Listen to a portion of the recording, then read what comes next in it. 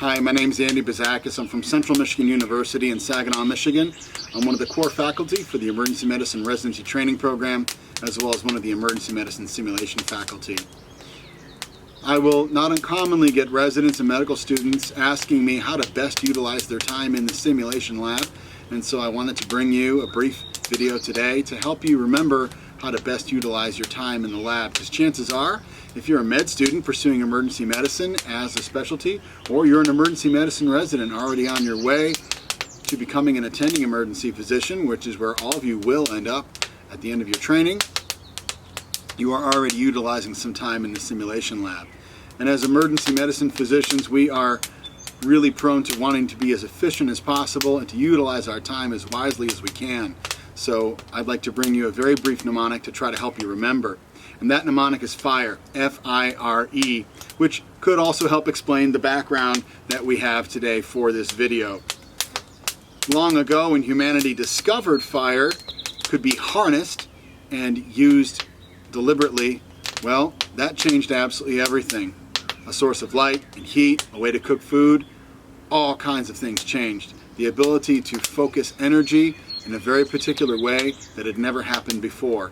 Well, simulation as an educational tool can also be used to provide some very particular focus of very powerful energy for the purposes of pursuing mastery of craft, and in our case, the craft of the pursuit of emergency medicine as a specialty and doctoring in general. F stands for the fiction contract. That's the first part of the mnemonic. Yeah, I know, these are mannequins that are made of plastic and they got parts inside that mimic various physical exam findings, or these are standardized patients who you and I know are actors playing a part, and they're embedded personnel who are playing a part. But if we can suspend belief just enough, we can create an environment where we can then deliberately design our habits as clinicians. Gandhi once told us that you cannot determine your destiny, but you can determine your habits, and your habits will determine your destiny.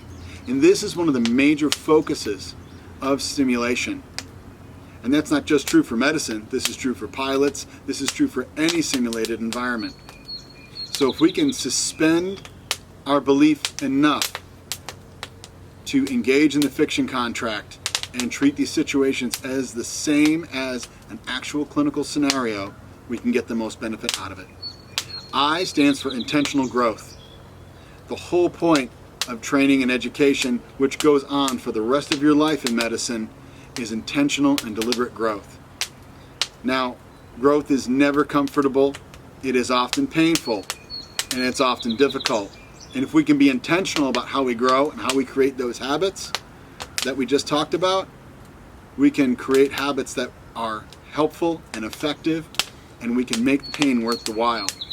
If we use an analogy of going to the gym, nobody goes to the gym and floats through exercises that are easy for them and don't strain their muscles and don't put them under a certain amount of strain to make them stronger. And if we do, well, we don't really get stronger when we do that. And you can think of the simulation lab as kind of like your clinical gym, where you go in for a workout to push your comfort zone in a place that is safe. Now, please let's not confuse safety and comfort. Psychological safety means you have an environment where if you make mistakes, the patient will not be harmed, you will not be harmed, and the mistakes will be treated as a learning opportunity. In the real world, sometimes patients can be harmed if mistakes are made, and so we'd rather you make them in the lab.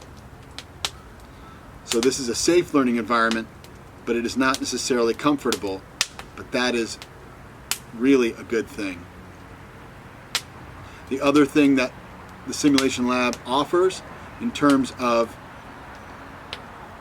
education is reflective learning, and that's the R in FIRE. This is a chance to reflect on what you've learned and to take it and very deliberately create habits and a database in your head of how to develop your clinical instincts and your clinical skills. Many people have read about Anders Ericsson and his 10,000 hour rule toward mastery when he studied musicians and athletes and other world-class performers. But what a lot of people forget is 10,000 hours has to consist of deliberate practice. That means practice that is observed not only in retrospect by the practitioner, but also by a third-party expert coach to try to help revise and improve with every episode of practice. And simulation allows a debriefing and reflective environment for this. That expert coaching is E in FIRE. This allows some of the most intensive coaching that you will receive as a clinician. The masters of any craft have coaches helping them learn. If you are an elite athlete, you've got a coach watching you, helping you develop your game. If you are a world-class writer, you have an editor helping you refine your craft before it goes to publication. If you are any kind of a world-class performer, like every one of you is, well, then why should you not have some kind of an expert coach watching you, giving you feedback, and then also providing the opportunity for you to self-observe through video and audio recording of your simulation in an environment that is psychologically safe and primed for growth. Feedback gotten from this coach is essential and pivots around the basic assumption that is put forth by the Center for Medical Simulation out of Harvard University. Everyone who participates in simulation is intelligent, is capable, and wants to improve. Now, the whole concept of feedback, that's a whole other video. But when you're going into the simulation lab to get the most out of it, remember FIRE. Number 1, engage in the fiction contract. F. I. And be intentional with your growth and be courageous and break outside your comfort zone. R. Look for times where you can engage in reflective learning to look back on how things went and to learn something from it. And E.